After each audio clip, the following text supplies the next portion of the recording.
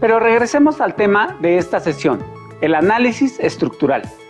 En la siguiente imagen veremos el análisis estructural del inodoro. ¿Saben qué tan importante es el inodoro de su casa? ¿Por qué tiene esa forma? ¿Cómo funciona? ¿Y de qué material está hecho? ¿Sabían que hacer un análisis de la estructura de un objeto, máquina o producto implica observar y representar todos los componentes de un objeto? Para ello, hay que desarmar el objeto en piezas y observar las relaciones entre sí, identificar las articulaciones y la manera en que contribuyen a la función total del objeto, así como consultar el manual para volver a reconstruirlo. Este análisis no debe ser complicado, solo deben poner atención y ser muy observadores. Revisen cuidadosamente su teléfono móvil o celular. Chequen de cuántas partes está formado, así como las formas que tiene y determinen el material con que fue construido. Echen a volar su imaginación para poder darse una idea de cómo se construyó, el porqué sus formas y sus características físicas. Es sorprendente el cambio y la transformación que se produce con la tecnología y las innovaciones que van surgiendo en nuestra vida diaria. Y para poner en práctica el análisis estructural, veremos este control de videojuegos. Quizá ya lo conozcan, si no, estoy seguro les interesará. Empezaremos por desarmarlo completamente. Se darán cuenta de cómo está constituido por dentro, cómo están unidas sus partes y qué función tienen en el todo. No se lo pueden perder. Para iniciar este procedimiento, es importante contar con un desarmador, en este caso, desarmador de cruz. Para ello, observaremos nuestro objeto técnico, de qué parte podemos desarmarlo. Fíjense bien en dónde se encuentran esos tornillos. Analicen y observen, porque nuevamente tendríamos que armarlo. Para este caso consta de 6 tornillos, 5 tornillos. No pierdan a la vista los tornillos, traten de hacer esto en la mesa de trabajo y que esté libre. ¿Observan cómo? Una vez que tengan desarmados los tornillos o desatornillados, procedemos a zafarlos. Traten de observar que estén todos ahí en su lugar y con mucho cuidado desarmen este objeto técnico. Si falta un tornillo por desarmar, es importante visualizar y no forzar, siempre no forzar. Ahí ya tengo mis tornillos y veamos cómo está construido por dentro. ¿Se dan cuenta? Tenemos una parte de la carcasa, los botones, y podemos observar otra parte. Este elemento de aquí es nuestra batería. Tiene un conector, obsérvenlo bien. Este conector simplemente basta con liberarlo de esta forma y pues tenemos una batería. Algunos de estos objetos, al rato observaremos, contienen o no este elemento, pero principalmente el chasis o la carcasa es el mismo. Aquí podemos observar una placa donde están todos los circuitos electrónicos. Esta placa también, si observan, contiene un tornillo, el cual para desarmarlo es preciso utilizar nuevamente nuestra herramienta. ¿Ya lo vieron? Bien.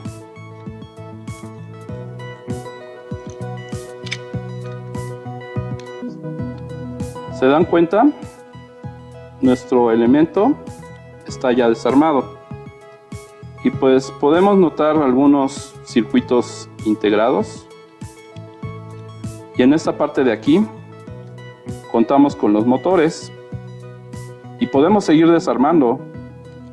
Observen y vean a detalle para que puedan seguirlo desarmando.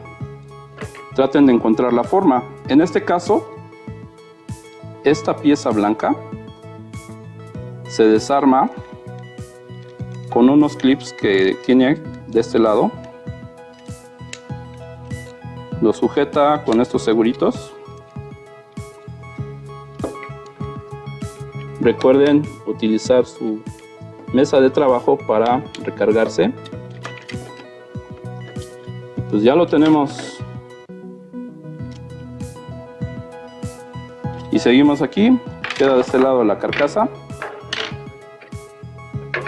Tenemos los botones por este lado.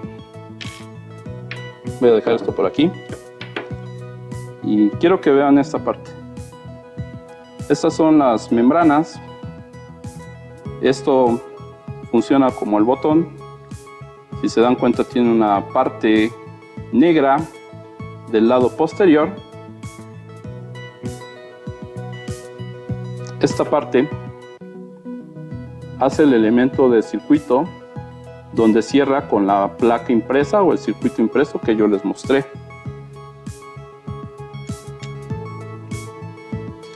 En este caso, nuestro circuito impreso para los botones, aparte de la placa, se encuentra en este sitio.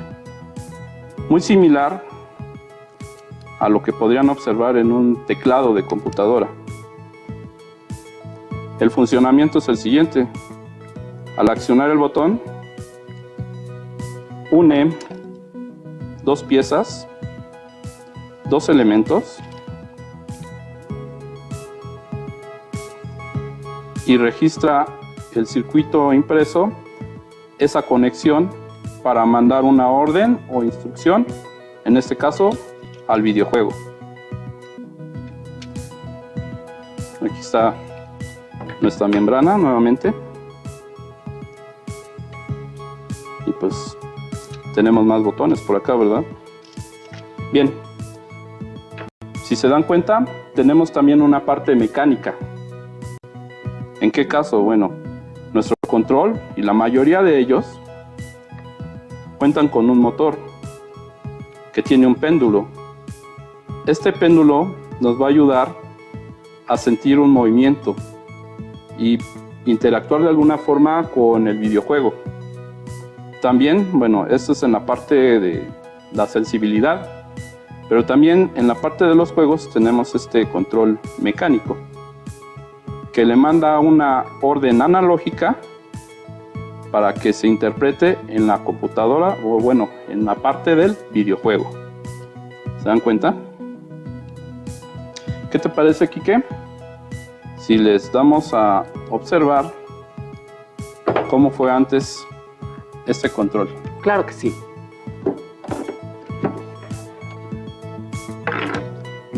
Bueno, tal vez no los vieron ustedes, no lo vivieron, pero también ha tenido su evolución. Este sería el análisis comparativo, donde a través del tiempo ha tenido sus cambios y sus mejoras. Tomen nota de los cambios que observan aquí. Uno de ellos, no sé si lo puedes observar, Enrique. Claro que lo observo. ¿Te das cuenta cuál es? ¿Nos podrías decir? Es más sofisticado el que tienes en tu mano derecha. El que tienes en la mano izquierda es mucho más sencillo ya que tiene menos botones. Es correcto. Al tener menos botones, pues ¿qué creen? Esta parte de movimiento o la de sensibilidad no la tiene. Para el caso de este, sí la contiene. Seguramente si lo desarmamos encontraríamos las mismas piezas, pero hay otra diferencia. Comparando aquí, no sé si lo noten, lo voy a hacer de esta forma. ¿Observan algo?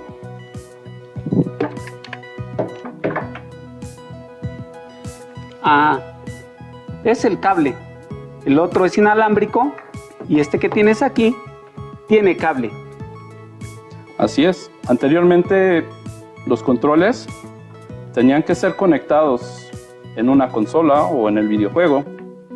Y pues eso nos limitaba un poquito en la parte de hacer el movimiento, porque tenía que estar muy cerca de la pantalla para hacer ese juego. A pesar de que tenía también la sensibilidad de movimiento, pues la ventaja de este es que ya es un mando inalámbrico que me permite moverme o desplazarme más lejos de mi pantalla. Internamente podríamos visualizar ese dispositivo en alguno de estos circuitos integrados. El caso de este es este circuito impreso que vemos aquí.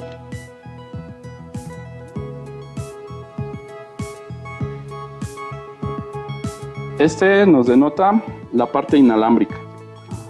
Este funciona con sistema inalámbrico, mejor conocido por ustedes como Bluetooth. Y bueno, pues hasta aquí nuestro análisis estructural de este control de videojuego. Veamos otro ejemplo de análisis estructural.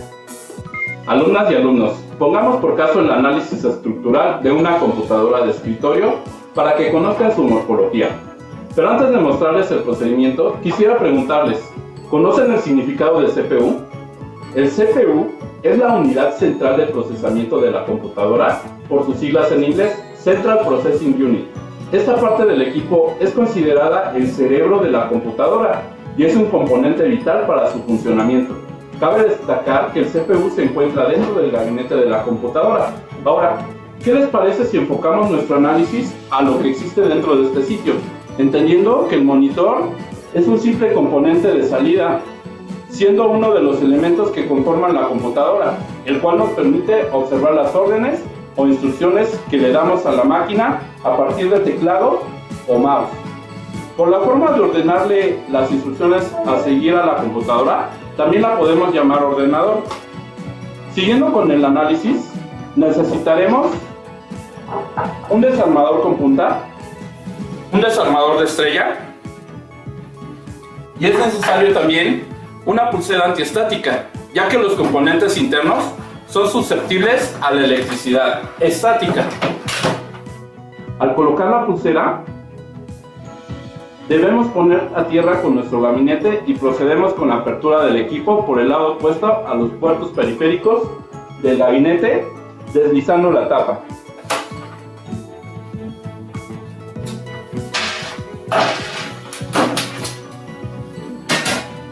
No se olviden la pulsera. Tal como vimos con el ejemplo del inodoro, aquí observamos que también existen bastantes componentes internos. Jóvenes, anteriormente les mencioné que dentro del gabinete se encuentra el CPU, el cual solemos llamarlo coloquialmente como microprocesador o simplemente procesador, y se considera como el cerebro de cualquier computadora. Se encarga de procesar todas las instrucciones del dispositivo, leyendo las órdenes y requisitos del sistema operativo, así como las instrucciones de cada uno de los componentes y las aplicaciones. Siendo así que, al igual que el cerebro, el procesador es quien se encarga del correcto funcionamiento e interpretación de todo lo que hace el sistema operativo, o los componentes, estableciendo conexiones y realizando todos los cálculos precisos para que funcione. Cuanto más potente sea el procesador, mejores componentes agreguemos, más rápido podrá hacer las operaciones que requieras, así como funcionar de una manera óptima y sin complicaciones. Interesante, ¿no?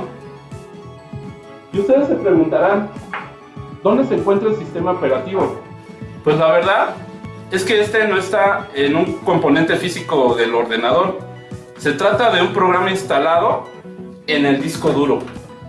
Recuerden que la parte física de la computadora es denominada hardware y las partes no tangibles son el software o paquetería.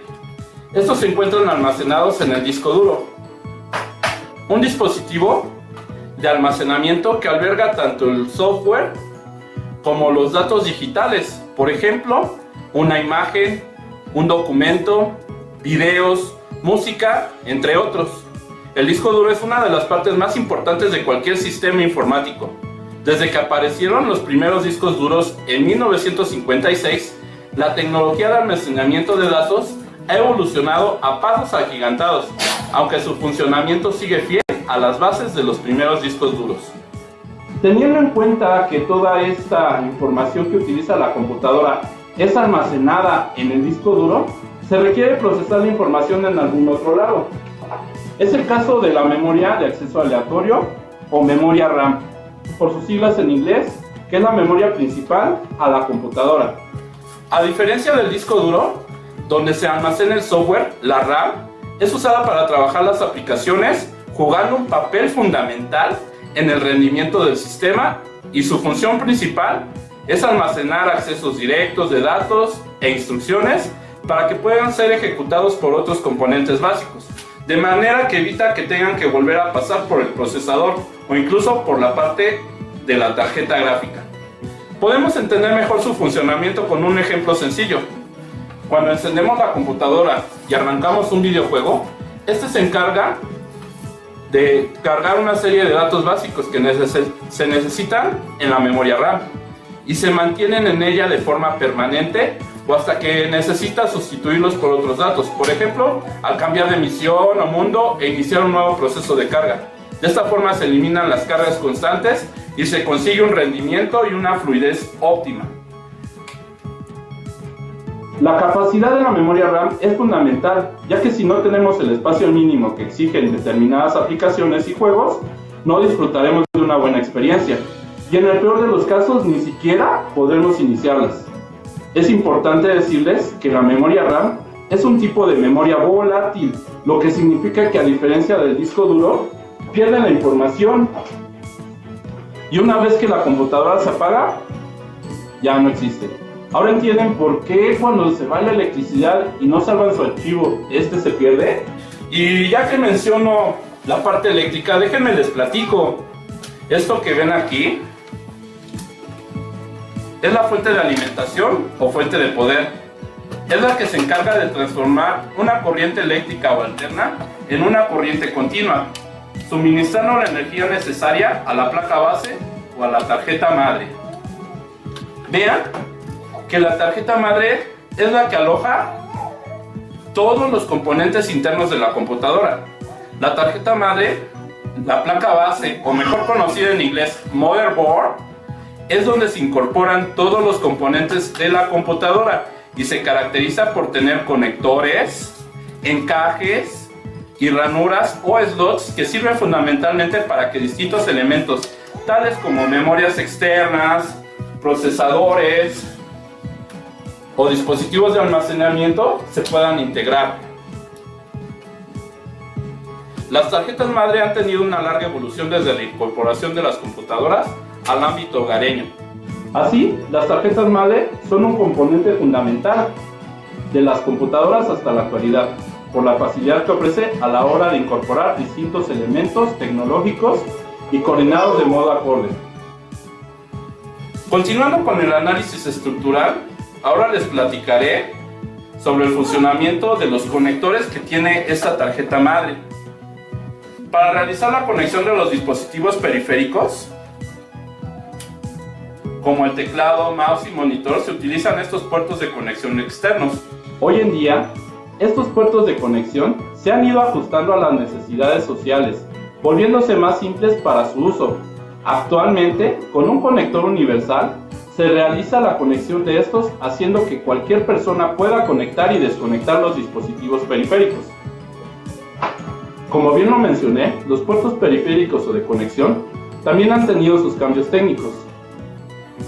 Hoy en día, el puerto USB es el que más cambios técnicos ha sufrido hasta el grado de reinventarlo, modificando su forma en los nuevos dispositivos universales que no quedan en las computadoras, sino ha llegado a cámaras digitales y teléfonos inteligentes, permitiendo la transferencia de información con tasas de hasta 10 GB por segundo, lo cual equivale a pasar el contenido de 2 discos de música por segundo de un dispositivo a otro. Para concluir con el análisis estructural de la computadora, puedo decirles que cada componente es de suma importancia y cada uno de ellos se ha ido adaptando a las necesidades sufridas en los últimos años, afectando directamente a los cambios sociales de la actualidad y siendo amistoso con el medio ambiente.